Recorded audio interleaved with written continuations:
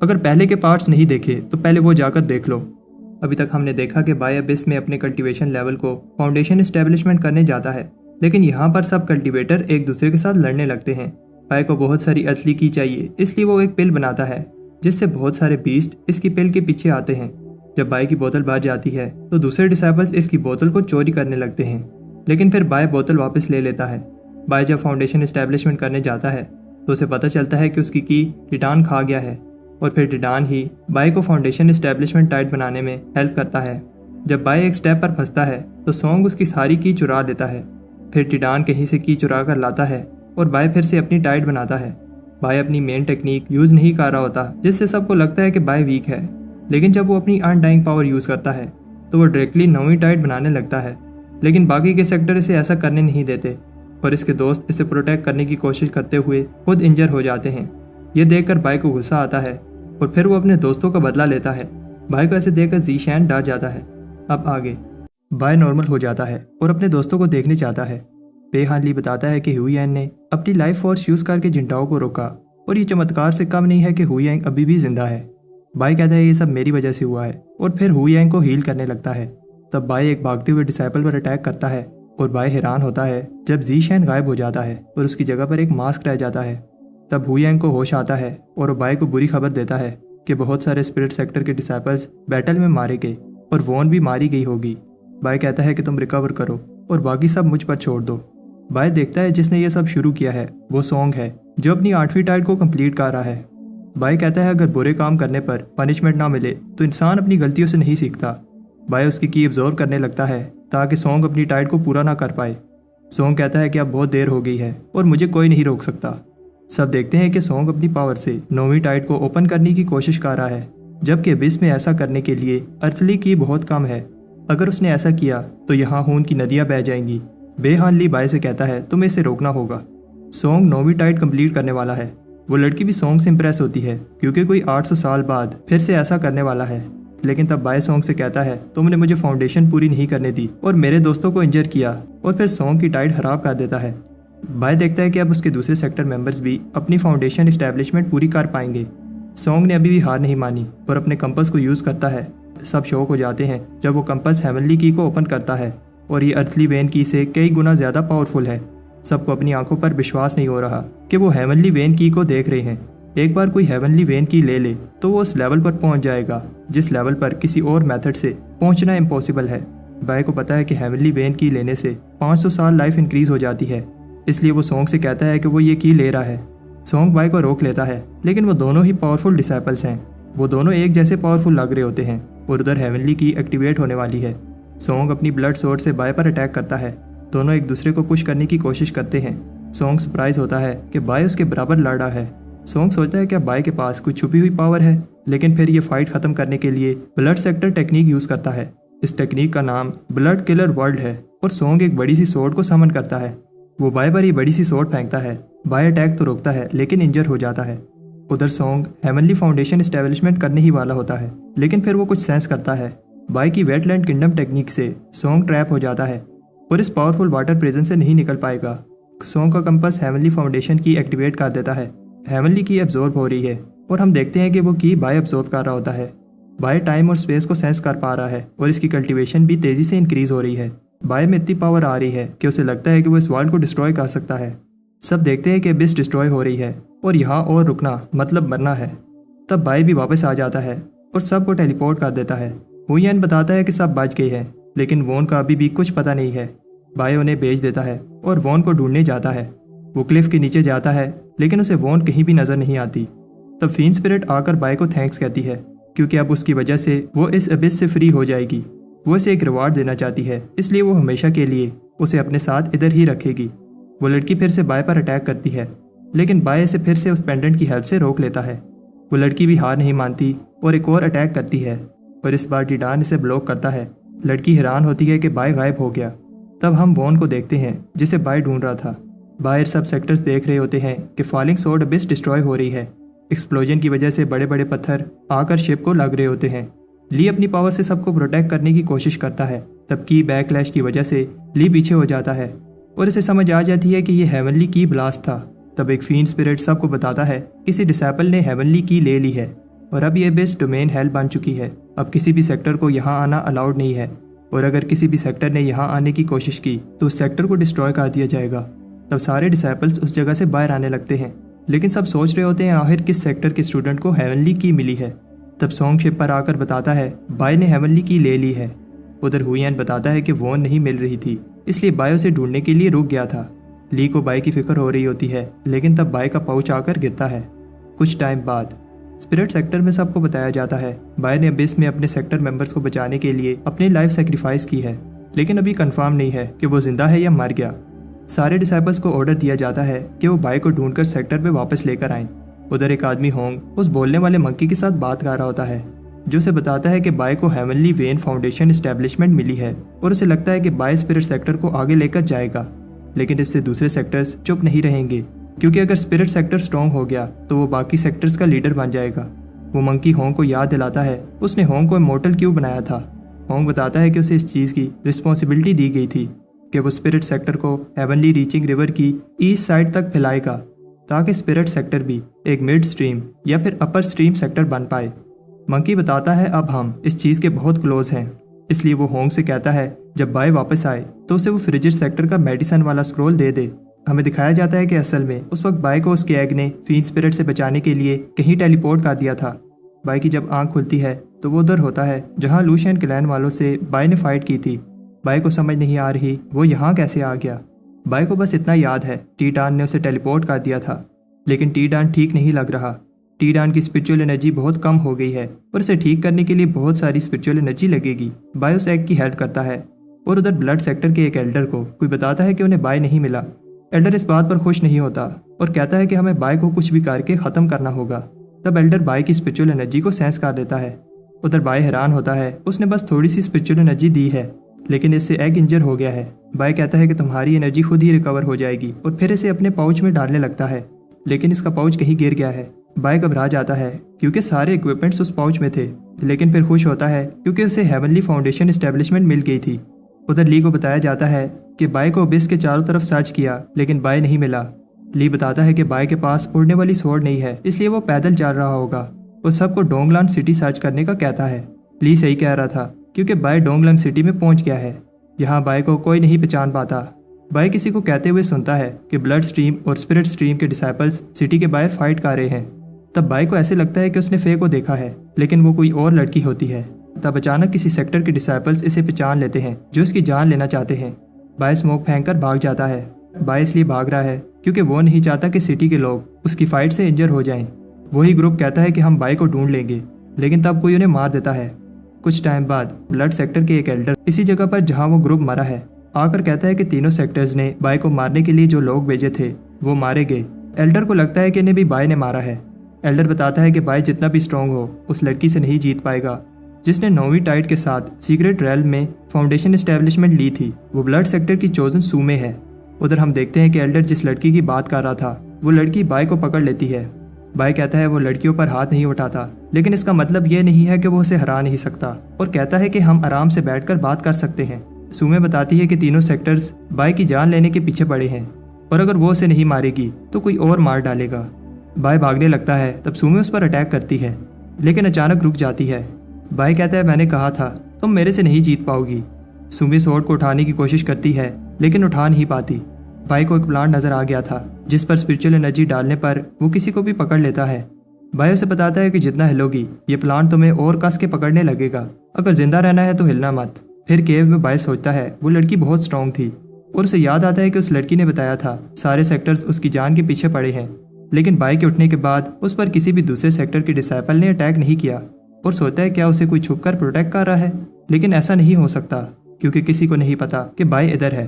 Bye को याद आता है कि कैसे वो लूशियन क्लैन वालों से बचने के लिए इस केव में छुपे थे और इसने कितने खतरों का सामना किया था, और सोचता है कि फे कहाँ गई होगी। तब बाय की आंख खुलती है और वो देखता है ये उसकी दोस्त फे है। बाय सोचता है कि वो सपना देख रहा है और फे को हक करने लगता है, लेकिन फे उसे बेहोश कर देती है।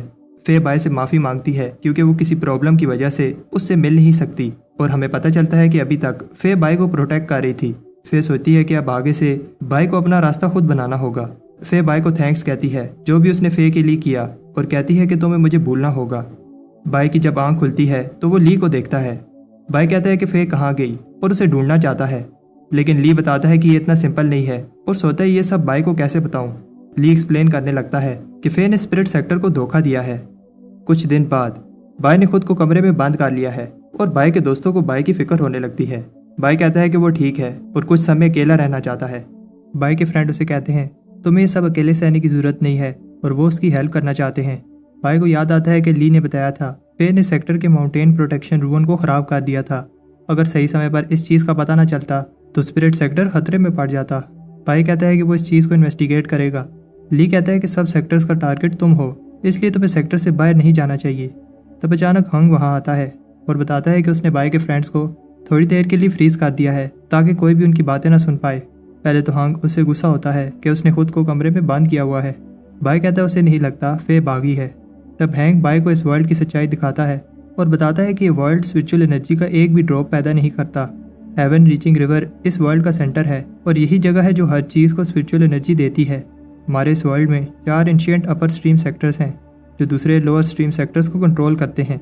एंशिएंट सेक्टर जो हमारे सेक्टर और साथ वाले 3 लोअर सेक्टर्स को कंट्रोल करता है उसका नाम स्टारी स्काई पिनिकल सेक्टर है। कुछ साल पहले एक mid stream sector sky river port ने इस अपर स्ट्रीम सेक्टर को गुस्सा दिलाया, जिसकी वजह से स्टारी स्काई ने रिवर पोर्ट सेक्टर को डिस्ट्रॉय कर दिया। इसका मतलब मिड स्ट्रीम में एक जगह खाली हो चुकी है और इस जगह को लेने के लिए चारों लोअर सेक्टर्स कम्पीट कर रहे हैं। इसीलिए लूशियन क्लैन ने स्पिरिट सेक्टर को धोखा दिया और फे ने भी। बाय को नहीं लगता कि फे ने धोखा दिया है। फिर हंग बताता है कि सब मिड स्ट्रीम सेक्टर बनना चाहते हैं। एक तो वहाँ स्पिरिचुअल एनर्जी बहुत ज़्यादा है और साथ में इस रिवर के एंड में एक हेवनली रीचिंग आइलैंड है। लेजेंड में लिखा है कि वहाँ हेवन में जाने का रास्ता है, जो एक बार वहाँ पहुँच गया उसे इटर्निटी मिल जाएगी।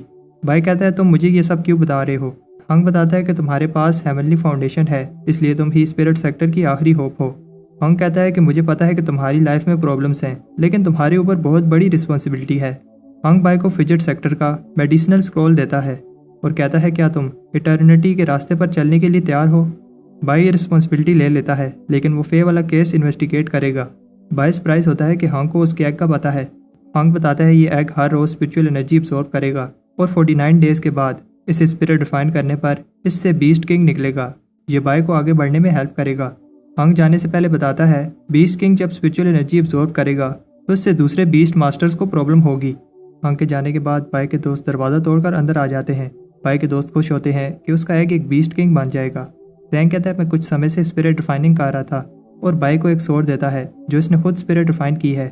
बाओ को लगता है कि ये सोर्ड इतनी स्पेशल नहीं होगी, लेकिन जैंग कहता है तुम्हें स्पिरिट डिफाइनिंग का क्या पता। फिर बाय अपनी स्टोरी बताता है कैसे उसे हेवनली फाउंडेशन एस्टेब्लिशमेंट मिली।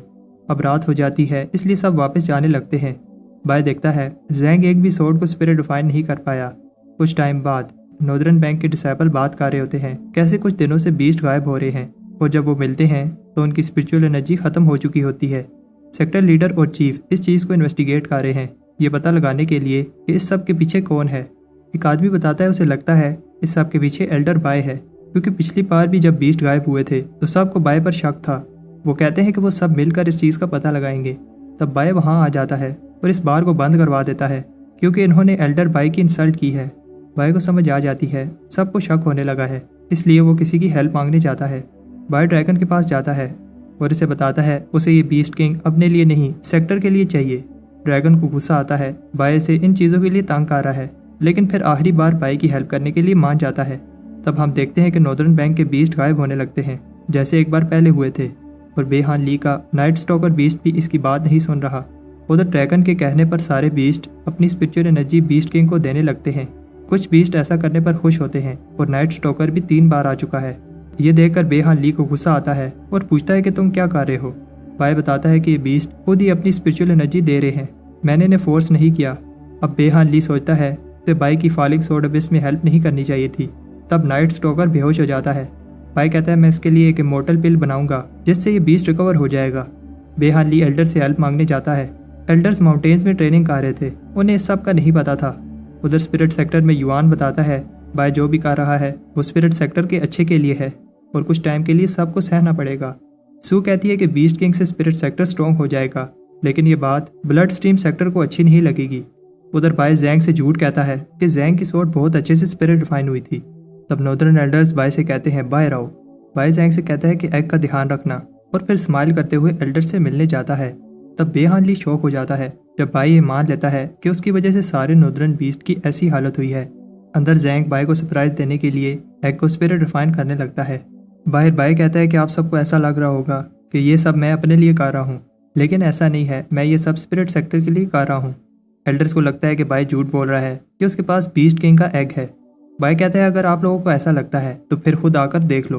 अचानक बाई के घर में एक ब्लास्ट होता है और टी-डान ग्लो करते हुए बाहर आता है और फिर बाई के हाथ में आ जाता है। एल्डर्स भी एक्साइटेड हो जाते हैं और कहते हैं ये एग स्पिरिट रिफाइन हो चुका है। इस एग की स्पिरिचुअल एनर्जी बहुत ज़्यादा है और बढ़ती जा रही है। फिर टी-डान एग से बाहर आता है और एल्डर्स कहते हैं ये ब्लैक ड्रैगन जैसा लग रहा है। टी-डान अपनी आंखें खोलता है और फिर जैंग भी इस क्यूट से बीस्ट को देखने आता है। तब छोटा ड्रैगन मरने लगता है, इसलिए जैंग को बुरा लगता है क्योंकि उसकी स्पिरिट रिफाइनिंग स्किल्स इतनी अच्छी नहीं है। बाई जल्दी से अपने रूम में वापस जाता है और कहता है कि अभी भी देर नहीं हुई और अपने बर्तन को समन करता है। बाई अपने अडॉप्टेड बेटे को कहता है तुम मर नहीं सकते। बाई खुद इसे स्पिरिट रिफाइन करने लगता है। एल्डर्स कहते हैं कि इसमें कोई शक नहीं है, यही बीस्ट किंग है, लेकिन अब उसकी जान खतरे में है। उधर युआन भी देखकर कहता है हेवन और अर्थ हिल गई हैं और सारे बीस्ट रो रहे हैं। एल्डर्स सोचते हैं ये फेलियर इस वजह से हुआ है क्योंकि एग को थोड़ी स्पिरिचुअल एनर्जी मिली थी और सारे बीस्ट को अपनी स्पिरिचुअल एनर्जी देने के लिए कहते हैं। तब ली आकर बताता है कि फेलियर की वजह वो अबिस की ईवल एनर्जी है जो सही से रिफाइन नहीं हुई थी। ईवल और गुड एनर्जीज एक दूसरे के साथ लड़ रही हैं। जैंग कहता है ये सब मेरी वजह से हुआ। ली कहता है कि ईवल एनर्जी से तुम्हारी की भी खराब हो गई है और फिर जैंग को ठीक करने लगता है। ली जैंग से कहता है कि तुम घर जाओ क्योंकि यह जगह तुम्हारे लिए डेंजरस है। जैंग नहीं जाना चाहता। ली कहता है कि बीस्ट किंग जिएगा या मरेगा, अब ये उसका नसीब है। बाई अपनी पूरी कोशिश करता है लेकिन जैंग घबरा रहा होता है क्योंकि 3 दिन हो गए हैं। बाई टी-डान से कहता है कि प्लीज़ अपनी आंखें खोलो और कहता है कि मैं अपने पेरेंट्स की डेथ के बाद किसी और को खोना नहीं चाहता। तब बाई स्पिरिट रिफाइनिंग कंप्लीट कर लेता है। उधर वो मंकी बताता है कि कैसे बाई के पास पहले ही हेवनली फाउंडेशन है और अब उसके पास बीस्ट किंग भी आ गया। अब सेक्टर के कामयाब होने का चांस बढ़ गया है। सब टी-डान की बर्थडे को सेलिब्रेट करते हैं लेकिन जैंग अभी भी दुखी है क्योंकि उसने सब खराब कर दिया था। बाई कहता है ऐसा नहीं है, तुमने सही से स्पिरिट रिफाइन किया था, मैंने तो बस ईवल एनर्जी निकाली थी। उधर चीफ बात कर रहे होते हैं कुछ दिनों में एनुअल क्लींजिंग फेस्टिवल आने वाला है। ली को बाई पर गुस्सा आता है क्योंकि वो बहुत रिलैक्स हो गया है, लेकिन सू कहती है कि बाई एक टैलेंटेड लड़का है और बताती है कि कैसे बाई ने बीस्ट किंग को स्पिरिट रिफाइन किया था। ली कहता है कि मैं ये नहीं कह रहा कि बाई टैलेंटेड नहीं है, बस वो अपनी कल्टीवेशन पर फोकस नहीं कर रहा। बाई सेक्टर में सबसे फेमस है और इतनी यंग एज में इतना पावरफुल बन गया। टी-डान को सारे सेक्टर वाले पसंद करते हैं और ये बात बेहान ली को अच्छी नहीं लगती। बाई कहता है कि बेहान ली जेलस हो रहा है, लेकिन बेहान ली कहता है कि मैंने तुमसे अभी तक उस बात का बदला नहीं लिया जो तुमने दूसरे बीस्ट के साथ किया था। मैं बताती है कि बाई ने यह सब सेक्टर के लिए किया है। बेहान ली को फर्क नहीं पड़ता और वो बाई से बदला लेना चाहता है, लेकिन टी-डान जोर से सांस लेता है जिससे नाइट स्टॉकर भाग जाता है। तब 20 इनहेरिटेंस को देखकर सब शौक हो जाते हैं और इन्हें समझ आ जाती है ये गुइया की वजह से है। वो डिसाइपल्स जो फाउंडेशन एस्टेब्लिशमेंट में पहुंच जाते हैं उन्हें फॉरबिडन एंसेस्ट्रल लैंड में भेजा जाता है ताकि उन्हें यूनिक इनहेरिटेंस मिल पाए। गुइया लकी है क्योंकि ऐसा 100 साल में पहली बार हो रहा है किसी को 20 इनहेरिटेंस मिली हैं। बाई कहता है इसमें क्या स्पेशल है, अगर मैं जाता तो मुझे 200 इनहेरिटेंस मिलती। इसके बाद ली बाई को डांट रहा होता है क्योंकि उसके अंदर बहुत घमंड है। बाई माफ़ी मांगता है, उसे ऐसा नहीं कहना चाहिए था। ली अभी भी गुस्से में होता है और कहता है अगर उसे फॉरबिडन एंसेस्ट्रल लैंड में जाना है तो 1 महीने के लिए इसी कमरे में बैठकर प्रैक्टिस करनी होगी। तब बाई स्क्रोल्स पढ़कर बोर हो रहा होता है। इन स्क्रोल्स में लिखा है तुम्हें चोरी नहीं करनी, झूठ नहीं बोलना और किसी को मारना नहीं है। उधर कोई सब लड़कियों के अंडरगारमेंट्स चोरी कर रहा होता है और एक खबर तेजी से फैल जाती है। सब चोर को अंडरगारमेंट साइको का नाम देते हैं। लॉ एनफोर्समेंट वाले कहते हैं वो जल्द ही चोर को पकड़ लेंगे। उधर बाई दिन रात मेहनत करके कल्टीवेट कर रहा होता है ताकि ली का गुस्सा ठंडा हो पाए। बाई सोचता है कि टी-डान किधर गायब हो जाता है। तब टी-डान बाई के लिए एक गिफ्ट लाता है। बाई एक्साइटेड होता है कि उसका अडॉप्टेड बेटा उसके लिए गिफ्ट लाया है, लेकिन वो ये देखकर शौक होता है कि टी-डान ने लड़कियों के अंडरगारमेंट्स चोरी किए हैं। तब बाहर टी-एन-यू आता है और बाई को बताता है कि सबके रूम्स चेक किए जा रहे हैं। बाई को समझ आ जाती है वो फंस गया है, लेकिन टी-एन-यू और वेट नहीं करता और अंदर आ जाता है। टी-एन-यू सरप्राइज होता है कि बाई और उसका पेट मेडिटेट कर रहे हैं, लेकिन टी-एन-यू को शक होता है क्योंकि बाई दरवाज़ा नहीं खोल रहा था। टी-एन-यू कहता है कि बाई मेरे से कुछ भी नहीं छुपा सकता, लेकिन टी-एन-यू को वहाँ कुछ नहीं मिलता। बाई कहता है अब तुमने रूम सर्च कर लिया है तो जाओ, मैंने मेडिटेशन करनी है। लेकिन तब बाई ने जो अंडरगारमेंट्स कोल्ड्रन में छुपाए थे उसकी वजह से कोल्ड्रन फट जाता है। बाई एल्डर से कह रहा होता है इसमें मेरी गलती नहीं है, बाय रंगे हाथों पकड़ा गया था। ली कहता है कि बाय शैतान है, लेकिन उसे भी पता है कि क्या गलत है और क्या सही। युआन बाय से कहता है कि एक्सप्लेन करो। बाय बताता है कि यह सब टिडान ने किया है, कोई भी इसकी बात पर बिलीव नहीं करता। और ली बताता है कि अगर तुम झूठ बोलोगे तो तुम्हें मैं भी नहीं बचा पाऊंगा। लेकिन तब टिडान बहुत सारे अंडरगारमेंट लेकर आता है। टिडान वो बाय को देता है और बाय बताता है कि टिडान इस बार ये गिफ्ट ली के लिए लेकर आया है। उधर ये न्यूज़ तेजी से फैल जाती है कि बीस्ट किंग ने लड़कियों के अंडरगारमेंट्स चोरी किए हैं। एक बूढ़ा आदमी बच्चों को यह स्टोरी बताता है और बताता है कि आखिर में कैसे उस चोर को पनिशमेंट मिली। चीफ ली ने टिडान को स्नेक वैली में भेज दिया। बाय ने टिडान को सही से नहीं सिखाया, इसलिए उसे भी पनिशमेंट मिली, लेकिन कम। और फिर बाय को फॉरबिडन एंसेस्ट्रल लैंड में भेजा गया ताकि वो इनहेरिटेंस के लिए एंसेस्ट्रल टेस्ट दे पाए। तब बाय वहाँ एक टेम्पल में जाता है और आवाज़ लगाता है कि मैं इनहेरिटेंस लेने आया हूँ।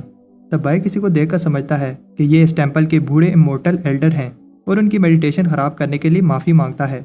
लेकिन बाय ये देखकर एम्बेरस हो जाता है क्योंकि ये जो होती है। बाय ऐसे दिखाता है जैसे उसने जो को नहीं देखा।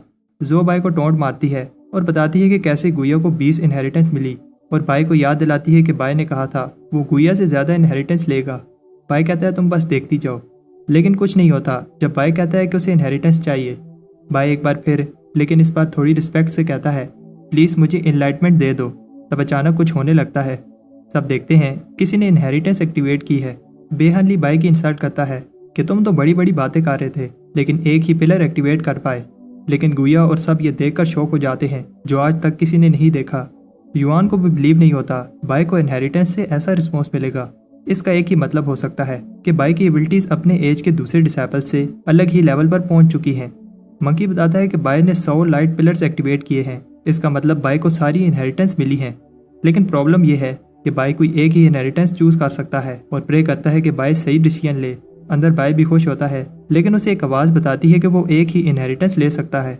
बाय कहता है कि वो सारी इनहेरिटेंस लेना चाहता है। तब अचानक सारी इनहेरिटेंस वापस जाने लगती हैं और बाय एक को भी नहीं पकड़ पाता। बाय सोचता है क्या हो रहा है। तब एक डोर ओपन होता है और बाय देखकर कहता है ये क्या फालतू सा स्टोन है। तब वो स्टोन वापस जाने लगता है, इसलिए बाय माफ़ी मांगता है और तब स्टोन वापस जाना बंद हो जाता है। बाय को समझ आ जाती है कि उसे कोई सुन पा रहा है, इसलिए वो कहने लगता है जो भी ये इनहेरिटेंस दे रहा है बहुत महान है।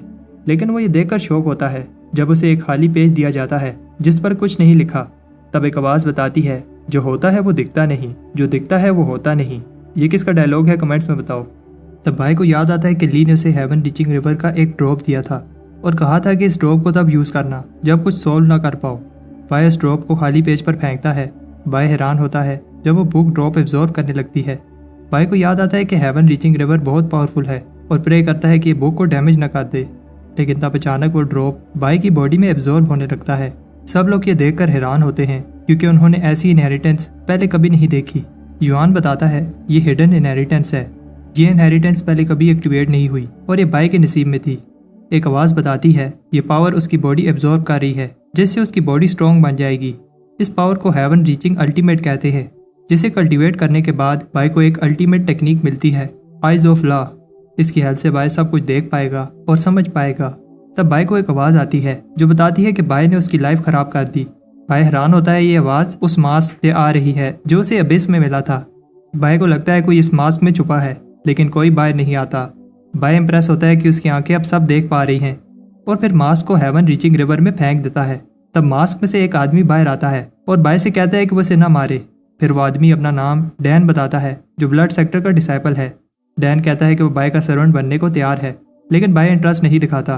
फिर डैन बताता है कि वो स्पिरिट सेक्टर के लिए स्पाई बन सकता है और फिर ब्लड सेक्टर की इन्फॉर्मेशन बताने लगता है। बाय कहता है कि मैंने ब्लड सेक्टर के बारे में जानकर क्या करना है। फिर डैन बताता है उसे इटर्निटी का सीक्रेट पता है। बाय कहता है जल्दी बोलो क्या जानते हो। डैन बताता है कि ब्लड सेक्टर के एक एल्डर के रूम के नीचे इटर्निटी का रेलिक छुपा है। बाय को वो रूम खोलने के लिए एक एलिक्सर चाहिए होगा और फिर अंदर जाकर उसे इटर्निटी का सीक्रेट रेलिक मिल जाएगा। बाय को लगता है कि डैन झूठ बोल रहा है जब डैन बताता है कि ब्लड सेक्टर के एल्डर को भी इसका नहीं पता। डैन कहता है कि वो असल में ब्लड सेक्टर का डिसेबल नहीं है और ये मास्क उसे किसी पावरफुल आदमी ने दिया था और कहा था कि मरे हुए जी शैन का फेस यूज कर लो। और डैन को इटर्निटी के रेलिक का भी उसी आदमी ने बताया था। डैन बाय को बताता है कि डोर ओपन करने वाला एलिक्सर बनाना बहुत टफ है क्योंकि उसे बनाने का चांस 50% है और उसमें यूज होने वाले इंग्रेडिएंट्स भी मिलना मुश्किल हैं। बाय ये सुनकर खुश होता है क्योंकि मेन इंग्रेडिएंट बीस्ट किंग का ब्लड है। बाय डैन से पूछता है तुम्हें ब्लड सेक्टर वाले कैसे पकड़ नहीं पाए। डैन बताता है ये मास्क सिर्फ चेहरे को नहीं पूरी बॉडी को ही चेंज कर देता है और साथ में स्पिरिचुअल पावर को भी छुपाता है। बाय से वो मास्क गलती से हेवन रीचिंग रिवर में गिर जाता है और डिस्ट्रॉय होने लगता है। डैन बाय को बताता है अगर मास्क डिस्ट्रॉय हो गया तो स्पिरिट सेक्टर वाले मुझे पहचान लेंगे और मुझे मार डालेंगे। बायो से कहता है कि तुम घबराओ नहीं, मेरे पाउच में छुप जाना। लेकिन तब मास्क फिर से बाहर आ जाता है। तब टिडान आकर बाय को चाटने लगता है। बाय देखता है कि टिडान बड़ा हो गया है और उसे समझ आ जाती है कि वो स्नेक वैली में स्नेक खाता रहा। रात को बाय और टिडान एक रेस्टोरेंट में खाना खाने जाते हैं और टिडान बहुत सारा खाना खा रहा होता है। बाय के पास स्पिरिट स्टोन कम पड़ जाते हैं, इसलिए वो उधार करने की कोशिश करता है, लेकिन इससे रेस्टोरेंट वाले को गुस्सा आ जाता है। बाय वहाँ से भाग जाता है और कह रहा होता है कि वो स्पिरिट स्टोन लेने जा रहा है। उन्हें पता है कि बाय वापस नहीं आने वाला, इसलिए वो टिडान को बाहर फेंक देते हैं।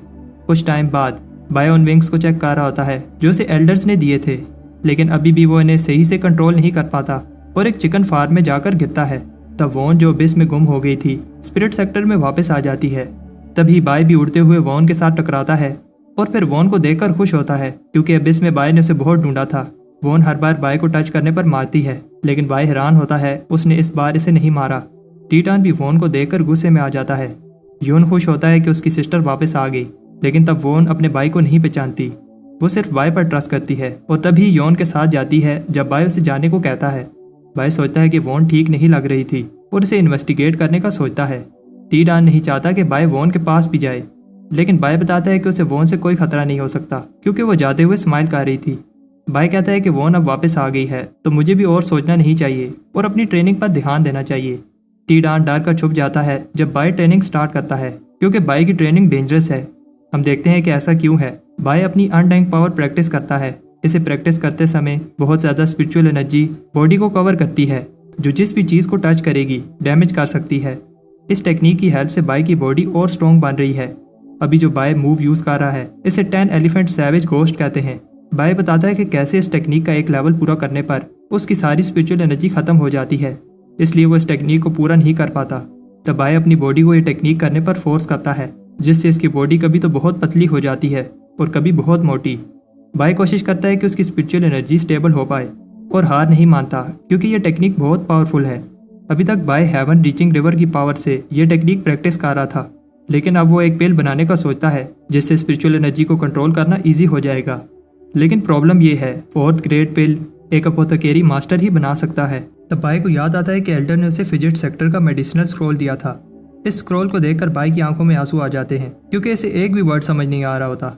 युआन बताता है कि वॉन के आने के बाद स्पिरिट सेक्टर और भी स्ट्रॉन्ग हो गया है क्योंकि अब हमारे पास एक और फाउंडेशन एस्टेब्लिशमेंट कल्टीवेटर है, लेकिन इससे दूसरे 3 सेक्टर्स जेलस हो रहे हैं और अटैक करने का चांस मिस नहीं करेंगे। यंग खुश है कि बाय पिल रिफाइन नहीं कर रहा, इस वजह से सिटी में कुछ समय से शांति है, लेकिन तब मौसम खराब होने लगता है। ऐसा इसलिए क्योंकि बाय 4th ग्रेड पिल रिफाइन कर रहा है। बाय कॉन्फिडेंट है कि इसकी टेक्निक से पिल बन जाएगी, लेकिन ऐसा नहीं होता। सिटी में सब पैनिक हो रहे होते हैं और कहते हैं कि भागो। न्यू डिसेबल्स कहते हैं कि लोग ओवर रिएक्ट कर रहे हैं। तब इन्हें बाय की स्टोरीज बताई जाती हैं कि कैसे कई दिनों तक ऐसे ड्रेन होती रही और एनिमल्स भी ह्यूमन लैंग्वेज बोलने लगे। बेहान ली को गुस्सा आता है क्योंकि बाय एंसेस्ट्रल हॉल में पिल रिफाइन कर रहा है। TNU बेहान ली को कहता है फर्नेस की पावर को रोकने में मेरी हेल्प करो। वो बाय को रोकने की कोशिश करते हैं, लेकिन खुद की इंसल्ट करवा लेते हैं। सेक्टर लीडर युआन उन दोनों को डांटता है, लेकिन बाय कहता है कि ये मेरी गलती है क्योंकि मैं 4th ग्रेड पिल रिफाइन करना चाहता था। युआन फिर से उन दोनों को डांटता है क्योंकि उनके फटे हुए कपड़ों से पता चल रहा है कि वो वीक है। युआन बताता है कि अगर तुम लोग भी बाय जितने स्ट्रॉन्ग होते तो बाय को रोक लेते, लेकिन कोल्ड्रन एक बार फिर फट जाता है और इस बार युआन के कपड़े फट जाते हैं।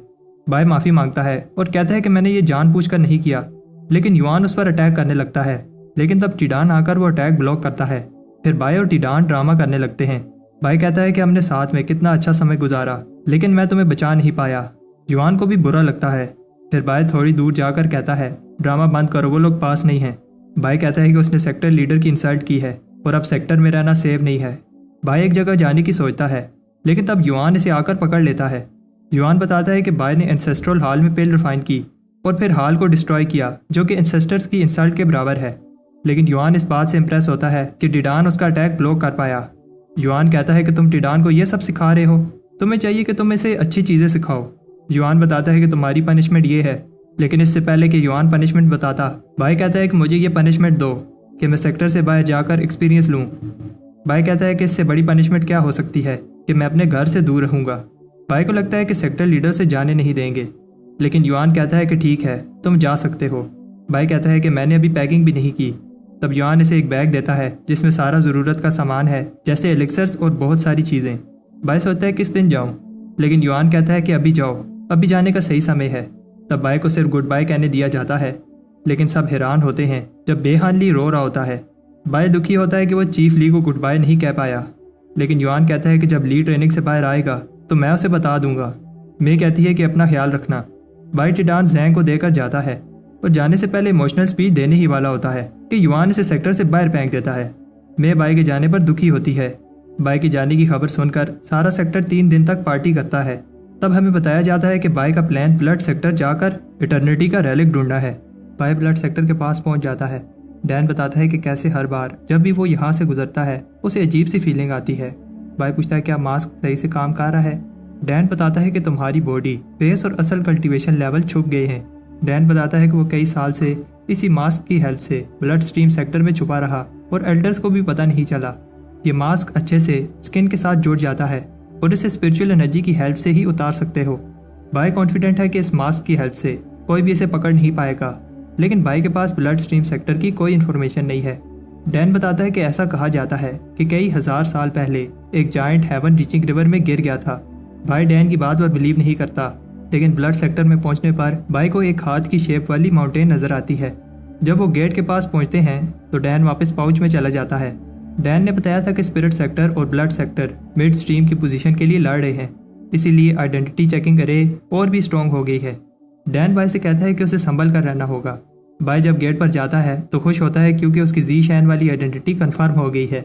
बाय को वो वाली फीलिंग आती है जब उसने सोंग के साथ फाइट की थी। बाय देखता है कि उसकी अनडाइंग पावर इस की के साथ रिएक्ट कर रही है और सोचता है कि इन दोनों में कोई कनेक्शन है। तब बाय को एक मैजिक बीम उठा लेती है और डैन बताता है कि यह टेलीपोर्ट अरे हमें सीधा इनर सेक्टर में ले जाएगी। डैन बताता है कि रात को इस जगह में डीमंस घूमते हैं। बाय जब वहां पहुंचता है तो उसे पता चलता है ब्लड सेक्टर के डिसाइबल्स कितने रूड हैं। डैन बताता है कि ऐसा इसलिए क्योंकि ब्लड सेक्टर में पावर ही सब कुछ है। यहाँ पर स्ट्रॉन्ग आदमी सही है और वीक आदमी गलत। इसका मतलब ब्लड सेक्टर बिल्कुल भी सेफ नहीं है। अनाउंसमेंट होती है कि बॉर्डर के पास स्पिरिट सेक्टर के साथ लड़ाई चल रही है, इसलिए घर जाने से पहले सबकी पावर टेस्ट की जाएगी। जो कोई भी ये टेस्ट देने से मना करेगा उसे ब्लड सेक्टर का एनिमी समझा जाएगा और स्पिरिट सेक्टर के बाय का दोस्त सब बाय का नाम सुनकर गुस्से में आ जाते हैं और बताते हैं अगर उन्हें बाय मिल जाए तो उसे पहले टॉर्चर करेंगे और फिर मारेंगे। तब एक आदमी को बाय पर शक होता है, इसलिए वो बाय को एक एल्डर के पास लेकर जाता है। बाय एल्डर को देखकर शॉक होता है क्योंकि ये वही पपेट मास्टर शॉन है जो इसे अबिस में मिला था। शॉन कहता है कि तुम्हें कहीं तो देखा है। तब एक डिसाइपल आकर बताता है ये जी शैन है। वो बताता है जब हम बाय पर अटैक कर रहे थे तो जी शान जिस ग्रुप के साथ गया था वो मार गया था। उन्हें जी शान पर शक होता है और उन्हें लगता है कि इसने बाय के साथ कोई डील की है, लेकिन शान बताता है कि बाय एक बेरहम मॉन्स्टर है जो किसी को नहीं छोड़ता। लेकिन अब शान भी जानना चाहता है कि जी शान बचकर कैसे आया। तब बाय जी शान बनकर बताता है वो बाय को रोकने के लिए अपनी जान देने के लिए भी तैयार था, लेकिन बाय ने उसे पकड़कर बहुत टॉर्चर किया। जब मैं बेहोश हो गया तो बाय को लगा कि मैं मर गया हूँ, लेकिन तब मेरी आंख खुली तो बाय ने सारे ग्रुप को मार दिया था और सिर्फ मैं ही जिंदा बचा। ये सुनने के बाद भी शान बाय को अंदर नहीं जाने देता, लेकिन तब बाय से रिश्वत देता है कि उसे जो भी अबिस में मिला है शान को देगा। सब सोचते हैं कि जी शैन लकी था जो बाय के साथ फाइट करने के बाद भी बच गया। लेकिन तब एक नोबल लड़की सूमे अपनी गैरेज में गुजरती है और सब सूमे से इम्प्रेस होते हैं क्योंकि इसे अर्थली वेन फाउंडेशन मिली है। सूमे को जल्द ही मास्टर बना दिया जाएगा, जिसका मतलब है कि वो ब्लड सेक्टर की एक पीक पर रूल कर पाएगी। बाय देखता है ये तो वही लड़की है, लेकिन तब सूमे की गार्ड कहती है अपनी आंखें नीचे करो। बाय सोचता है क्या बहाना बनाऊं। बाय कहता है कि वो सूमे की ब्यूटी को देखकर सब कुछ भूल गया था। बाय को पनिशमेंट मिलने वाली होती है, लेकिन तब पावरफुल सोंग वहां आता है। फिर हमें पता चलता है कि सूमे और सोंग आपस में मिडिल पीक के मास्टर बनने के लिए कम्पीट कर रहे हैं। बाय चुपके से निकल रहा होता है, लेकिन शान उसे रोकता है। शान पूछता है कि तुम किस साइड पर हो। बाय बताता है कि सूमे और सोंग दोनों ही पावरफुल हैं। सूमे सोंग की इंसल्ट करती है क्योंकि वो बाय से हार गया था और बाय का नाम सुनकर सोंग को भी गुस्सा आ जाता है। सोंग का अटैक सूमे की गार्ड रोक नहीं पाती और फिर दोनों लड़ने लगते हैं। पहले दोनों एक जैसे पावरफुल लग रहे होते हैं, लेकिन फिर सूमे जीत जाती है। सूमे बताती है कि एक बार वो ब्लड मास्टर बन गई तो फिर सोंग को मिडिल पीक से बाहर निकाल देगी। बाय वापस भागने लगता है, लेकिन सब नीचे गिरे हुए होते हैं।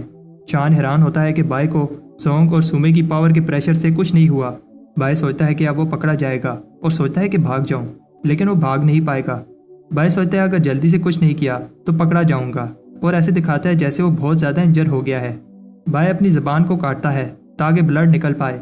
इतना ब्लड देखकर सबको लगता है कि बाय हमसे भी ज़्यादा इंजर हुआ है। बाय पूछता है क्या मैं मरने वाला हूँ। शान बताता है कि ज़ीशान के पास कोई डिफेंस टेक्निक है और इसे लगता है कि इसी टेक्निक की हेल्प से वो बाय से बच पाया। सोंग बाय का नाम सुनकर अलर्ट हो जाता है। सोंग बताता है कि ज़ीशान जैसा वीक लड़का बाय से कैसे बचकर आया। सोंग बाय को पकड़ने ही वाला होता है, लेकिन तब भूकंप आ जाता है। ये एक लड़की की वजह से होता है जो ज़ीशान का नाम ले रही होती है। तब वो बड़ी सी औरत बाय को लेकर भाग जाती है। तब हम देखते हैं कि बाय उससे बचकर भाग रहा होता है। बाय डैन से कहता है कि तुम्हारी लड़कियों की चॉइस बहुत बुरी है। डैन कहता है कि मेरा उस पर दिल आ गया था। तब बाय गलती से अलार्म बजा देता है और गार्ड्स को लगता है कोई घुसपैठिया मिडल पीक में घुसने की कोशिश कर रहा है। गार्ड्स को वहाँ कोई नहीं मिलता और हम देखते हैं कि बाय पेड़ पर छुपा हुआ था। बाय हैरान होता है कि मिडल पीक में इतनी ज़्यादा सिक्योरिटी है। डैन बताता है कि ऐसा इसलिए है क्योंकि अभी तक ये डिसाइड नहीं हुआ कि कौन मिडल पीक का मास्टर बनेगा। माउंटेन्स के ऊपर जाने के लिए कम से कम गार्डियन का रैंक होना चाहिए। माउंटेन के टॉप पर ब्लड मास्टर हॉल है और उधर अभी के लिए नॉर्मल से डबल गार्ड्स पहरा दे रहे हैं। प्रॉब्लम यह है कि हमें अभी भी वो एलिक्सर बनाना है जो ब्लड मास्टर हॉल के सीक्रेट चैम्बर को खोलने के लिए यूज़ होगा। इतना ही नहीं, वो एलिक्सर तब ही काम करेगा जब वो हॉल के एयर लूम के साथ कनेक्ट हो। डैन बताता है कि मिशन हेवन में जाने से भी ज़्यादा टफ है। बाय कहता है कि तुम घबराओ नहीं, मेरे पास एक प्लान है। हमें बस ये बताना है कि हम मोर्टल वेन एस्टेब्लिशमेंट में हैं और फिर हम मिडल पीक के गार्डियन बनकर माउंटेन टॉप जा पाएंगे। डैन को बाय का प्लान अच्छा लगता है क्योंकि कुछ ही दिन में मोर्टल वेन गार्ड बनने का टेस्ट होगा, लेकिन उससे पहले बाय को मिशंस करके कंट्रीब्यूशन पॉइंट्स जमा करने होंगे ताकि वो उस टेस्ट में हिस्सा ले पाए। ब्लड सेक्टर की 5 पीक्स हैं। सुना है इस बार कोर पीक टेस्ट बनाएगी और टेस्ट में पपेट बनाना होगा क्योंकि कोर पीक के students blood puppet refining technique use करते हैं। इसी टेक्निक की वजह से कोर पीक के चारों तरफ ब्लड की फैली होती है। पपेट रिफाइन करना इतना ईजी नहीं है, इसमें कई महीने या फिर साल भी लग सकता है। बाय कोर पीक जाता है। शान बताता है ये जगह मेरे अंडर है, इसलिए मैं तुम्हें पपेट रिफाइन करना सिखाऊंगा। शान कहता है यहाँ जो मैं बोलूँगा वही रूल है। शान ज़ीजैंग को देखकर हैरान होता है। बाय बताता है कि वो मोर्टल वेन ट्रायल देने के लिए मिशन लेने आया है। शान बाय को मिशन जेड स्लिट देता है। तब कोर पीक का एल्डर आता है और बताता है कि चारों सेक्टर्स में वार शुरू हो गई है, इसलिए सिर्फ टॉप मोर्टल वेन कल्टीवेटर ही टेस्ट दे पाएंगे। लेकिन टेस्ट देने से पहले उन्हें ये मिशन पूरा करना होगा और इस बार का मिशन वाइट पपेट बनाना है। सब शौक हो जाते हैं क्योंकि वाइट पपेट एक सुपीरियर आइटम है। जो 3 महीने में ये मिशन कंप्लीट करेंगे वही गार्डियन बनने का टेस्ट दे पाएंगे। शान बताता है कि 5 सुपीरियर आइटम में से वाइट पपेट बनाना सबसे ईजी है। उन्हें बस पपेट सीड को सीक्रेट ब्लड के साथ कनेक्ट करना है। जितना तुम्हारा कल्टीवेशन लेवल होगा उतनी जल्दी तुम पपेट रिफाइन कर पाओगे, लेकिन पपेट रिफाइन करने में आधा साल लग जाएगा। सारे डिसाइपल्स कहते हैं ये तो बहुत ज़्यादा समय है। शान बताता है कि अंडरवर्ल्ड पिल की हेल्प से पपेट्स 10 दिन में इवॉल्व हो जाएंगे। डिसाइपल्स बताते हैं कि कैसे वो पिल मिलना इम्पॉसिबल है। शान कहता है कि अगर पिल अफोर्ड नहीं कर सकते तो खुद बना लो। बाय कहता है ये कोई मुश्किल काम नहीं है क्योंकि मेरी जैसी रिफाइनिंग पूरे स्पिरिट सेक्टर में कोई नहीं कर पाता था। बाय ज़ीजैंग बनकर ब्लड पूल में पपेट रिफाइन करने के लिए जाता है। बाय वहाँ एक छोटा आदमी देखकर डर जाता है। बाय को बताया जाता है ये वो पपेट है जो उसने रिफाइन करना है। तब बाय का हाथ ब्लड की के साथ लगता है और फिर से उसकी अनडाइंग पावर रिएक्ट करने लगती है। बाय सोचता है कि ऐसा क्यों हो रहा है। तब बाय को याद आता है कि उसे सेक्रेट चैम्बर खोलने के लिए जो पिल बनानी है उसके लिए ब्लड की चाहिए। बाय डिसाइड करता है कि वो पपेट के साथ साथ पिल भी रिफाइन करेगा। डैन चाहता है कि बाय पहले पपेट रिफाइन करे क्योंकि उसके पास सिर्फ 3 ही महीने हैं। बाय कहता है कि वो गेट ओपन करने वाली पिल के साथ साथ अंडरग्राउंड पिल भी बना रहा है जिससे वाइट पपेट जल्दी से रिफाइन हो जाएगा। बाय उस पपेट को अंडरग्राउंड पिल देता है। बाय कहता है कि कुछ ही दिन में ये पपेट रिफाइन हो जाएगा।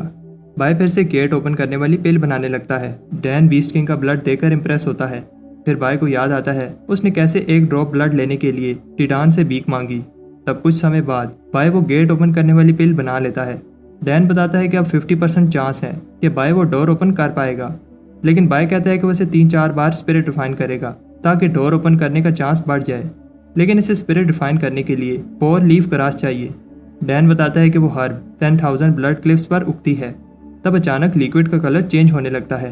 तब पैनिक होने लगते हैं क्योंकि ये नॉर्मल नहीं है। उधर हमें पता चलता है कि पपेट रिफाइनिंग वाली शॉप एक एल्डर की है और शान उसका रेंट देता है।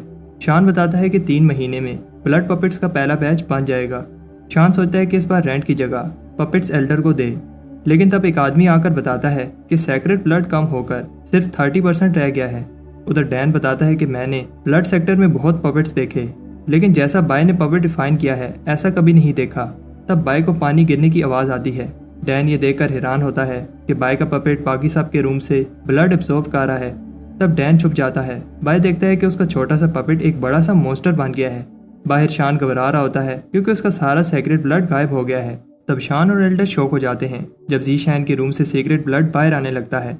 शान को जीशैन पर गुस्सा आता है और वो उस रूम की तरफ भागता है, लेकिन तब जीशैन बाहर आता है और सारी शॉप डिस्ट्रॉय होने लगती है। शान कहता है ये सब जीशैन की गलती है और अपने पपेट को बाय पर अटैक करने के लिए समन करता है। बाय को पता है कि अगर उसने अटैक ब्लॉक ना किया तो वो मार जाएगा, लेकिन अटैक ब्लॉक करने से सबको पता चल जाएगा कि वो कौन है। लेकिन तब उसका पपेट उसे बचा लेता है। शान को समझ नहीं आ रही ये कैसा पपेट है जिसमें से ग्रीन एनर्जी निकल रही है।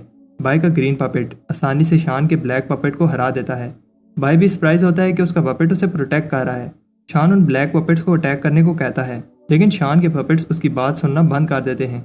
एल्डर को गुस्सा आता है क्योंकि जीशैन ने उसकी पपेट रिफाइनिंग की शॉप डिस्ट्रॉय कर दी, और इतना ही नहीं उसने सारा सेक्रेट ब्लड भी खत्म कर दिया।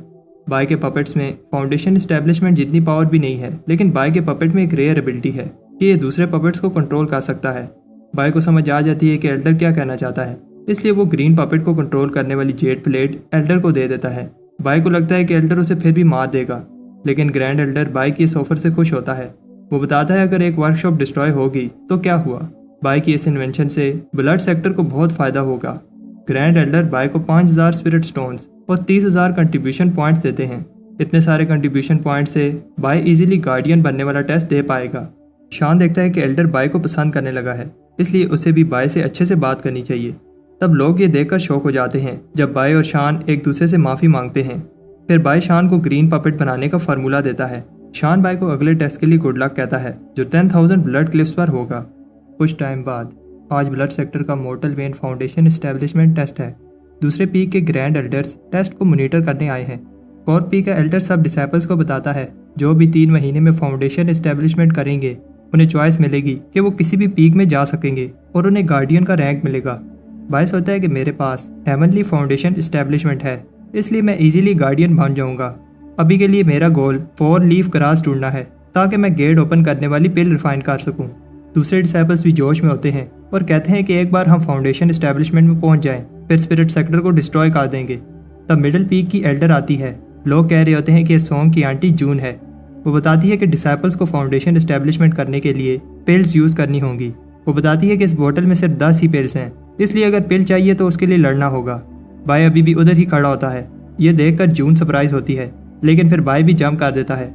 बाय को पता है कि वो अपनी पावर्स की हेल्प से आसानी से पिल ले सकता है, लेकिन ऐसा करने से सबको पता चल जाएगा कि वो कौन है। तब बाय ग्रुप से कहता है मुझे साथ ले जाओ, मैं तुम लोगों की हेल्प करूंगा। मुझे बस एक ही पिल चाहिए, बाकी सब तुम रख लेना। बाय बताता है कि हम वो वाली टेक्निक यूज़ करेंगे जो हमने अबिस में स्पिरिट सेक्टर के बाय पर यूज़ की थी। उधर एक आदमी को वो बोतल मिल जाती है और फिर बाय की टीम उसे प्रिजन में ट्रैप कर देती है। ये डिसाइपल 3 दिन तक बाहर नहीं आ पाएगा। तब बाय प्रिजन में जाकर उस डिसाइपल से बोतल ले लेता है, लेकिन दूसरे डिसाइपल शॉक हो जाते हैं। जी जैंग पिल लेकर भाग गया। बाय उनकी इंसल्ट करता है कि वो स्ट्रेंथ के साथ स्पिरिट सेक्टर को डिस्ट्रॉय करने की सोच रहे हैं। तब वो ग्रुप बाय का पीछा करने लगता है।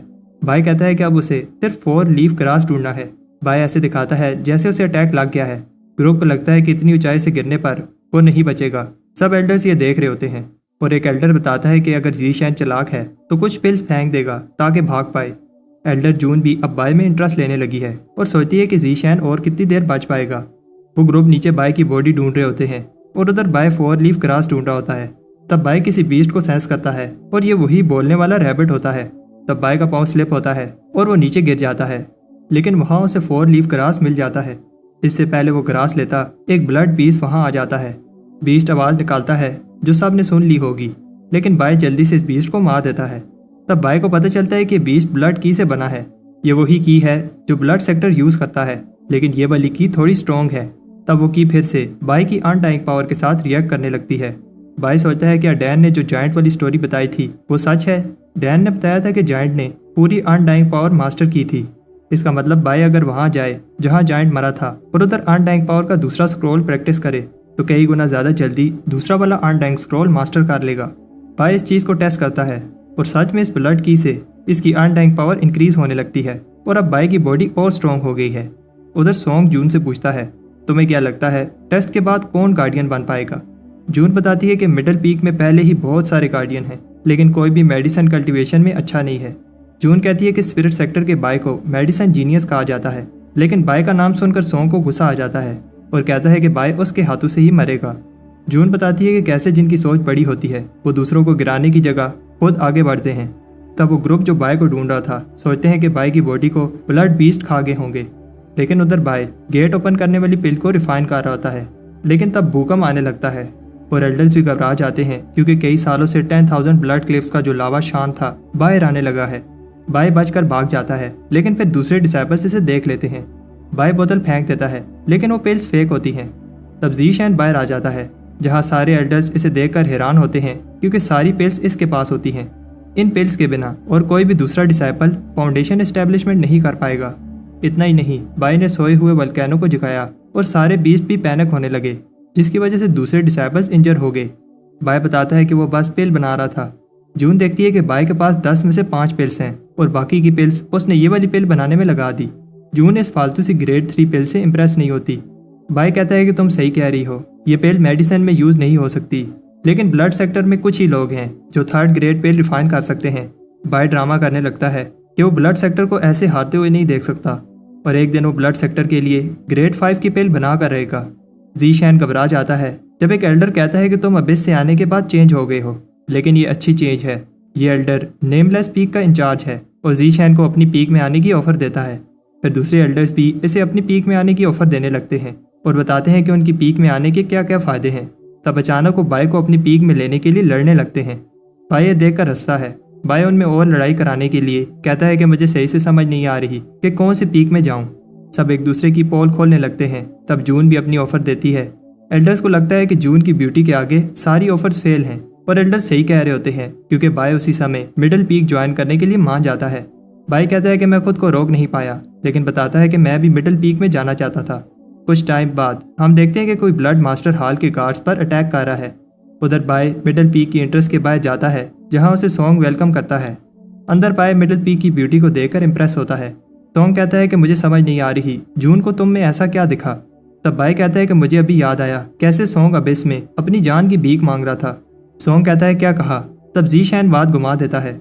सॉन्ग ज़ीशैन को अपनी आंटी के पास लेकर जाता है। सॉन्ग देखता है कि बाय जून को सही से रिस्पेक्ट नहीं दिखा रहा। ज़ीशैन कहता है कि उसने जून के बारे में कभी भी बुरी बातें नहीं सोची, लेकिन सॉन्ग उसे बुली करता रहता है। सॉन्ग को गुस्सा आता है, लेकिन अपनी आंटी के सामने इसे कुछ नहीं कहता। सॉन्ग जाने से पहले बाय को धमकी देता है, अगली बार वो बाय की जुबान काट के उसके हाथ में दे देगा। सॉन्ग के जाने के बाद जून पूछती है, तुम मेरे बारे में क्या सोचते हो। बाय कहता है कि तुम पूरे ब्लड सेक्टर में सबसे प्यारी, मेरा मतलब है सबसे स्ट्रॉन्ग हो। जून बताती है कि सूमे भी कुछ कम प्यारी नहीं है और जो भी मेरे एनिमीज हैं उन्होंने सूमे की साइड ले ली है। जून ने ज़ीशैन को चूज किया है। इस पर ज़ीशैन कहता है वो इसे फॉलो करेगा और प्रोटेक्ट करने के लिए जान भी दे देगा। जून कहती है कि इसके लिए तुम्हें स्ट्रॉन्ग बनना होगा और इसे ब्लड सेक्टर की secret technique blood killer world सीखने को कहती है। बाद में बाय सोचता है कि जून इसकी केयर नहीं करती, वो बस ब्लड हॉल की मास्टर बनने के लिए उसे यूज कर रही है।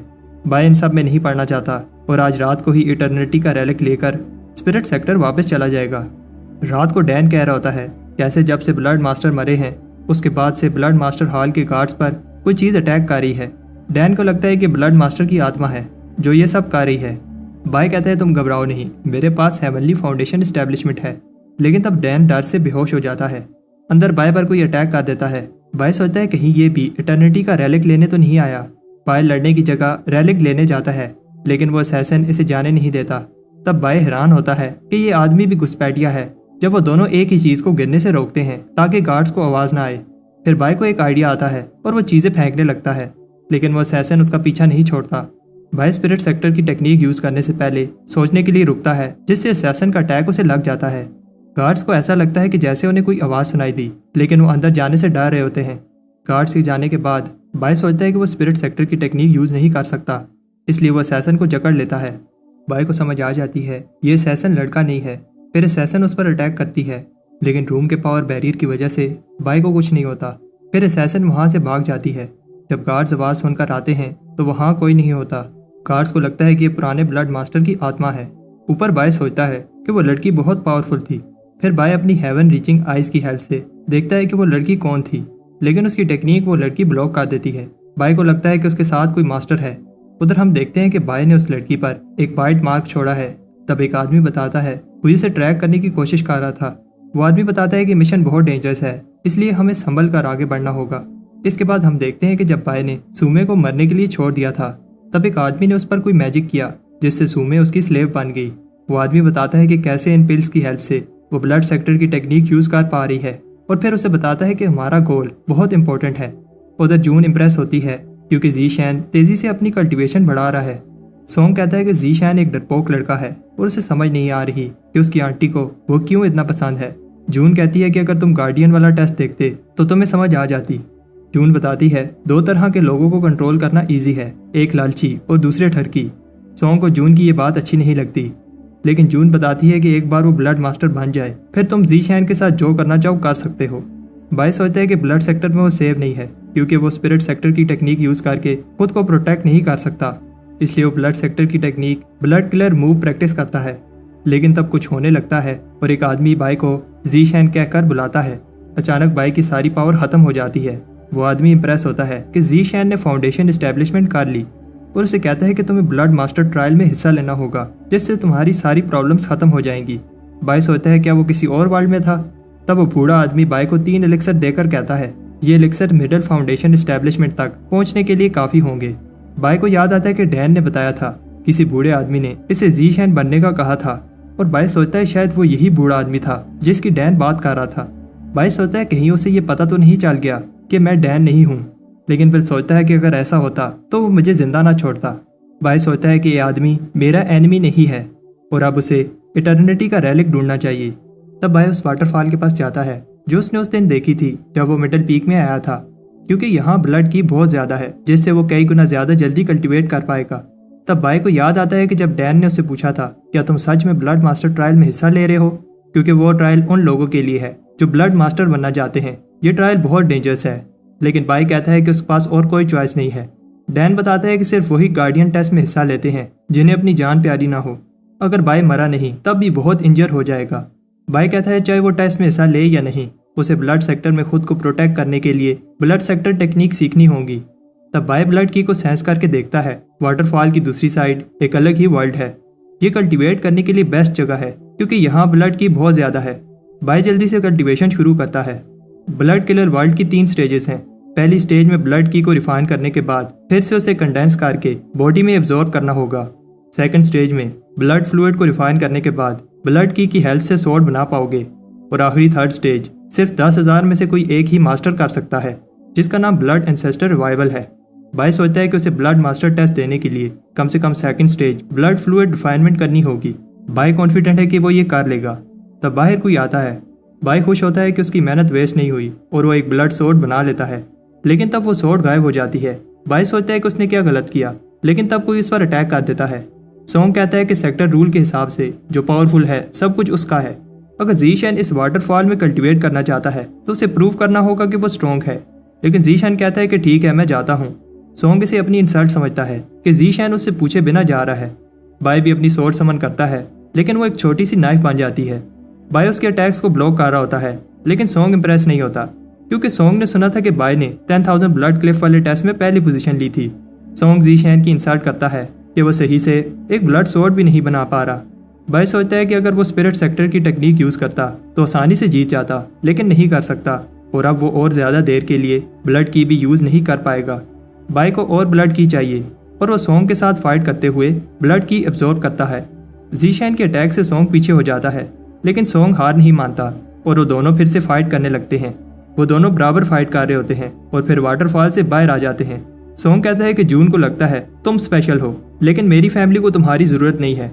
बाय का ब्लड लीक होकर सोर्ड में जाता है और बाय हैरान होता है जब उसकी सोर्ड रिएक्ट करने लगती है।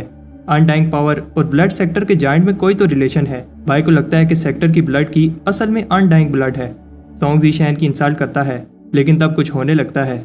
बाय कहता है कि उसने कभी ये चीज सोची ही नहीं कि वो अपना अनडाइंग ब्लड भी यूज कर सकता है। सॉन्ग कहता है कि मैं तुम्हें बताता हूँ एक हाई लेवल ब्लड कल्टीवेटर की पावर कैसी होती है, लेकिन बाय भी अपनी अनडाइंग सोर्ड रेडी करता है। वो दोनों एक साथ अटैक करते हैं। लेकिन सोंग हैरान होता है कि ज़ीशैन का कल्टीवेशन लेवल बढ़ गया है जबकि वो फाइट के प्रेशर में था। बाई भी इस बात से खुश होता है, लेकिन तब उसे चक्कर आने लगता है और वो लेक में गिर जाता है। सोंग भी इसे की बैकलैश की वजह से लेक में मरने के लिए छोड़ देता है। बाई बहुत इंजर हो गया है और डूबने लगता है, लेकिन तब कुछ होने लगता है और सारे टाउन के लोगों की ब्लड की उनकी बॉडी से निकलने लगती है। लेक के ऊपर एक ब्लड क्लाउड बन जाता है और फिर बाई की बॉडी हवा में उड़ने लगती है। बाई खुश होता है कि उसकी अनडाइंग पावर बाहर से ब्लड की एब्जॉर्ब कर सकती है। इससे बाई की कल्टीवेशन अलग ही स्पीड से बढ़ जाएगी। उधर वो लोग ब्लड की चोरी करने वाले को ढूंढ रहे होते हैं, लेकिन बाई पहले ही वहां से भाग जाता है। बाई कहता है कि अभी उसे ब्लड की एब्जॉर्बिंग पावर को कंट्रोल करना होगा वरना प्रॉब्लम हो जाएगी। टाउन वाले चोर को ढूंढ रहे होते हैं, तब एल्डर उन्हें डांटता है क्योंकि वो सुमे की कल्टीवेशन डिस्टर्ब कर रहे हैं। तब हमें पता चलता है कि उस रात वो आदमी किस प्लान की बात कर रहा था। सुमे ब्लड मास्टर ट्रायल में जाएगी, लेकिन वो ब्लड सेक्टर की टेक्निक के अलावा और कोई टेक्निक यूज नहीं कर सकती। वो आदमी सुमे को ब्लड जमा करने वाली बोतल देता है ताकि सुमे जल्दी से blood killer wild technique master कर पाए। सुमे कल्टीवेट कर रही होती है, लेकिन तब कोई एनर्जी चुपके से उसकी बोतल के पास आ रही होती है। बाई खुश होता है कि उसे एक जगह मिल गई है जहाँ बहुत सारी प्योर ब्लड की है। बाई असल में सुमे की बोतल से वो की ले रहा होता है। सुमे को पता चल जाता है, इसलिए वो अपनी एनर्जी से बाई की एनर्जी को वापस भेज देती है। बाई हार नहीं मानता और फिर से कोशिश करता है, लेकिन सुमे इसे ऐसा नहीं करने देती और फिर दोनों अपनी एनर्जी से बोतल को लेने की कोशिश करते हैं, जिसकी वजह से बोतल टूट जाती है। सुमे इस अनडाइंग पावर को देखकर शौक होती है, लेकिन फिर उसे समझ आ जाती है उसका एनिमी कौन है। मास्टर डिवाइनर कहता है, क्या उस चोर ने तुम्हारी भी की चोरी की? लेकिन सुमे कहती है कि वो फोकस नहीं कर पा रही थी और किसी ने भी उसकी की चोरी नहीं की। सुमे कहती है कि मुझे अकेला छोड़ दो। तब डिवाइनर कहता है वो इस चोर को ढूंढ कर रहेगा। डिवाइनर उस चोर को ढूंढ लेता है, लेकिन फिर उसकी की भी चोरी होने लगती है। उधर बाई को दर्द हो रहा होता है क्योंकि उसकी अनडाइंग पावर बहुत स्ट्रॉन्ग है। बाई नहीं चाहता था कि वो इतनी की एब्जॉर्ब करे, लेकिन उसकी बॉडी खुद ही की एब्जॉर्ब कर रही थी। बाई कहता है कि और कोई रास्ता नहीं है, इसलिए सारी की एब्जॉर्ब होने देता है। ऐसा करने से 10 एलिफेंट सामने आते हैं और फिर एक मॉन्स्टर नीचे पानी से बाहर आता है। बाई के अंदर कुछ होता है और फिर बाई अपनी पावर टेस्ट करता है, जिससे माउंटेन्स में होल हो जाता है। इतना ही नहीं, फिर बाई पहले से कई गुना ज्यादा बड़ी सोर्ड समन करता है, जिसकी पावर अलग ही लेवल पर होती है। बाई अपना रियल नेम लेकर कहता है, अगर मैं थोड़ी सी और की एब्जॉर्ब कर लूँ तो ब्लड सेक्टर के एल्डर से भी ज्यादा स्ट्रॉन्ग हो जाऊंगा। लेकिन तब वो हरामी रैबिट जो भी बाई ने बोला था रिपीट करने लगता है। बाई उसे रोकने की कोशिश करता है, लेकिन देर हो जाती है और वो रैबिट बाई के कहे हुए वर्ड्स रिपीट करने लगता है। रैबिट बाई का रियल नेम लेकर बताता है क्या हुआ था, जिसे सुनकर सब शौक हो जाते हैं और सुमे को उस आदमी की बात याद आती है जब उसने कहा था, इस बार जो उस डोंगलंग सिटी में तुमने किया है मास्टर ने माफ कर दिया, लेकिन अगली बार मास्टर रहम नहीं करेंगे और अगर वो चाहती है कि कोई भी हर्ट ना हो तो वैसा ही करो जैसा मास्टर ने कहा है। रैबिट की बात सुनकर सबको लगता है फिर सेक्टर का बाय पास ही है। तब बाय नहीं चाहता वो पकड़ा जाए, इसलिए वो रैबिट से पूछता है, जल्दी बताओ बाय कहाँ है, आज मैं उस बाय को नहीं छोड़ूंगा। लेकिन वो रैबिट कुछ नहीं बोलता, लेकिन तब वो किसी और के कहे हुए वर्ड्स रिपीट करने लगता है। इस बार वो मास्टर डिवाइनर के वर्ड्स रिपीट करता है, जिसने कहा था कि वो सुमे को एक दिन अपना बना लेगा। लेकिन तब वो पास खड़े हुए डिसाइपल्स की भी पोल खोलने लगता है। डिसाइपल को गुस्सा आता है और वो कहते हैं कि रैबिट झूठ बोल रहा है। ज़ीशैन खुश होता है कि अब कोई भी रैबिट की बात नहीं सुनेगा और फिर बताता है कि वो ब्लड की चोरी करने वाले को करने के लिए आया था। लेकिन तब बाय की बॉडी सबके सामने ब्लड की चोरी करने लगती है। बाय भागने की कोशिश करता है, लेकिन तब और बहुत सारे डिसाइपल्स भी आ जाते हैं। तब शान अपनी कैरेज में कहीं जा रहा होता है, जिससे ज़ीशैन आकर टकराता है। सारे डिसाइपल्स बाय का पीछा करते हैं, लेकिन तब उन्हें यह देखकर गुस्सा आता है कि ज़ीशैन अभी भी चोरी कर रहा है। उधर सोंग शांति से कल्टीवेट कर रहा होता है, लेकिन कोई फोर्स से उसकी की एब्जॉर्ब कर लेता है। सोंग सोचता है कि ऐसा कौन है जिसे मरने की बहुत जल्दी है। उधर बाय डिसाइपल से बच गया होता है और सोचता है कि इसमें मेरी क्या गलती, अगर मैं एक जीनियस हूँ और मेरी बॉडी खुद ही की एब्जॉर्ब कर रही है। बाय फिर से भाग जाता है जब वहाँ मास्टर डिवाइनर का ग्रुप आता है। बाय सोचता है कॉर्प पीक भाग जाता हूँ, ये लोग वहाँ नहीं आएंगे। लेकिन मास्टर डिवाइनर अपने क्लैन की सीक्रेट टेक्निक यूज करके एक ट्रैकिंग बटरफ्लाई को समन करता है। बाय कॉर्प पीक का टोकन लेने घर जाता है, लेकिन कोई पहले से ही उसका वेट कर रहा होता है। मास्टर डिवाइनर कहता है कि इतनी जल्दी भी क्या है और फिर उसका टोकन तोड़ देता है ताकि वो भाग ना पाए। वो ग्रुप अटैक करता है, लेकिन शौक होता है क्योंकि ज़ीशैन की बॉडी स्ट्रॉन्ग है। उन्हें समझ आ जाती है कि ज़ीशैन ने कोई बॉडी रिफाइन करने वाली टेक्निक प्रैक्टिस की है, इसलिए इसे हराना टफ होगा। मास्टर डिवाइनर को फर्क नहीं पड़ता, वो सबको एक साथ अटैक करने को कहता है। वो सब बहुत सारी ब्लड सोर्स से अटैक करते हैं, लेकिन हैरान होते हैं कि ज़ीशैन को कुछ नहीं हुआ। ज़ीशैन कहता है कि अब बस बहुत हुआ, मैं तुम लोगों को हर्ट नहीं करना चाहता था, लेकिन तुम लोग ऐसे नहीं मानोगे। ग्रुप को लगता है कि ज़ीशैन बड़ी बड़ी बातें कर रहा है, लेकिन तब वो दिखाता है कि वो सीरियस है और सबको बेरहमी से मारने लगता है। ज़ीशैन दिखाता है कि उनके बीच पावर का कितना डिफरेंस है। ज़ीशैन कहता है कि तुम्हें लगता था कि मैं तुम लोगों से डरता हूँ। ज़ीशैन दिखाता है कि वो कितना पावरफुल है जब वो स्पिरिट सेक्टर की टेक्निक यूज करे बिना सबसे बराबर लड़ रहा होता है। बाय सिर्फ ब्लड सेक्टर की टेक्निक यूज करता है जो उसने कुछ ही दिन पहले सीखी थी, लेकिन ब्लड सेक्टर की टेक्निक की वजह से बाय कंट्रोल खोने लगता है। शान को बिलीव नहीं होता कि ये वही ज़ीशैन है जिसे वो जानता है। जल्द ही सब हार जाते हैं, लेकिन ज़ीशैन की फाइट करने की आग अभी भी बुझी नहीं है और वो सबसे कहता है कि जल्दी आओ, डर क्यों रहे हो। सबको डरते हुए देखकर ज़ीशैन जोर से हंसने लगता है, लेकिन तब रेड क्लाउड बनते हैं और ये सॉन्ग होता है। सॉन्ग को गुस्सा आता है कि ज़ीशैन ने उसकी कल्टीवेशन खराब की और ज़ीशैन से कहता है अगर तुम मरना चाहते हो तो मैं तुम्हारी ये विश पूरी करता हूँ। सब कहते हैं सॉन्ग ब्लड रिफाइनिंग की लास्ट स्टेज का अटैक कर रहा है, लेकिन मास्टर डिवाइनर कहता है नहीं, ये ब्लड फ्लूइड रिफाइनिंग की पीक का अटैक है। ज़ीशैन को देखकर लगता है इसे डर नहीं लग रहा और सॉन्ग अपना पावरफुल अटैक करता है। तब शॉक हो जाते हैं जब ज़ीशैन इजीली सॉन्ग का अटैक ब्लॉक करता है। जब ज़ीशैन का ध्यान सॉन्ग पर होता है, इस चांस को देखकर बाकी सब भी ज़ीशैन पर अटैक करते हैं, लेकिन ज़ीशैन अपनी पावरफुल स्वॉर्ड से सारे अटैक्स ब्लॉक कर लेता है। शान को समझ नहीं आ रही ज़ीशैन सॉन्ग से भी ज्यादा पावरफुल कैसे बन गया। सॉन्ग बताता है कि Zeeshan blood killer world technique use नहीं कर रहा। ज़ीशैन कहता है कि तुम सही कह रहे हो, लेकिन अब मैं तुम्हें दिखाता हूँ कि real blood killer world technique क्या होती है। बाई की बॉडी सारी जगह से ब्लड की एब्जॉर्ब करने लगती है। मास्टर डिवाइनर सोचता है ज़ीशैन कैसे सारी मिडिल पीक की ब्लड की को कंट्रोल कर रहा है। तब ज़ीशैन को मॉन्स्टर कहते हैं। ज़ीशैन की बॉडी बहुत सारी की से भर जाती है और फिर वो एक बड़ा सा ब्लड डीमन समन करता है। ये देखकर सब शॉक हो जाते हैं कि ज़ीशैन ने ब्लड किलर वर्ल्ड को अपनी बॉडी रिफाइनिंग टेक्निक से कंबाइन किया है। बाय कहते हैं अगर तुम लोग मुझे मारना चाहते हो तो फिर मैं तुम लोगों को पहले मार दूंगा। By real blood killer attack use करता है जिसे सब मिलकर रोकने की कोशिश करते हैं, लेकिन सब मिलकर भी ये अटैक रोक नहीं पा रहे होते। लेकिन तब कोई कहता है कि बस करो और ज़ीशैन का अटैक खत्म कर देता है। ज़ीशैन नहीं रुकता और कहता है कि सब की शुरुआत तुम लोगों ने की थी, लेकिन खत्म मैं करूंगा। वो फिर से ब्लड एंसेस्ट्रल रिवीजन टेक्निक से अटैक करता है। ये अटैक बहुत पावरफुल होता है क्योंकि सारे डिसेबल्स के साथ साथ आधी पीक डिस्ट्रॉय हो जाती है। ज़ीशैन और फाइट करना चाहता है। तब को समझ आ जाती है ज़ीशैन इतनी पावर की वजह से पागल हो गया है, लेकिन तब वो रुक जाते हैं जब सेक्ट लीडर वूजी आता है। वूजी कहता है कि बस कर दो। ज़ीशैन तब भी नहीं हिलता जब वूजी इस पर अपनी पावर यूज करता है। वूजी ज़ीशैन से इंप्रेस होता है और कहता है कि ज़ीशैन टैलेंटेड है क्योंकि इसने blood ancestral revision technique master की है। वूजी अपनी की हेल्प से ज़ीशैन की इंजरीज हील करता है और इसे 3 स्पिरिचुअल ब्लड पिल्स देता है, जिसकी हेल्प से वो और तेजी से ब्लड की एब्जॉर्ब कर पाएगा। वूजी ये कहकर चला जाता है कि ज़ीशैन को अपनी कल्टीवेशन पर फोकस करना चाहिए। बाय को समझ नहीं आती इतनी बुरी चीजें करने के बाद भी वूजी ने उसे पनिशमेंट करने की जगह ये लेक्चर दिए। शान ज़ीजैंग को डीमन ज़ीजैंग कहकर बुलाता है। शान कहता है कि यहाँ तुम्हारा टैलेंट वेस्ट हो रहा है, इसलिए तुम मेरे साथ कोर पीक चलो। लेकिन फिर दूसरे एल्डर्स बताने लगते हैं कि क्यों उन्हें उसकी पीक ज्वाइन करनी चाहिए, लेकिन जून आकर सबको याद दिलाती है कि बाय पहले ही मिडिल पीक ज्वाइन कर चुका है। दूसरे एल्डर्स चले जाते हैं और जून ज़ीशैन से पूछती है तुम मुझे छोड़कर तो नहीं जाओगे। ज़ीशैन जवाब नहीं देता। फिर जून सबको कहती है जाके अपनी इंजरीज पर मेडिसिन लगाओ, और सॉन्ग भी गुस्से में चला जाता है। जून बाय से कहती है कि तुम्हें संभल कर रहना होगा क्योंकि ब्लड सेक्टर ऐसी जगह नहीं है जहां तुम किसी पर भी ट्रस्ट कर सको, वूजी पर भी नहीं। बाय जून की बात पर बिलीव नहीं करता। फिर जून बाय को याद दिलाती है 800 साल पहले वूजी ने अबिस में क्या किया था। वूजी ने अपनी 9वीं टाइट बनाने के लिए चारों सेक्टर के फाउंडेशन एस्टेब्लिशमेंट कल्टीवेटर्स को मार डाला। जून कहती है अब तुमने अपनी पावर सबको दिखा दी है, इसलिए कोई भी अब तुम्हें तंग नहीं करेगा।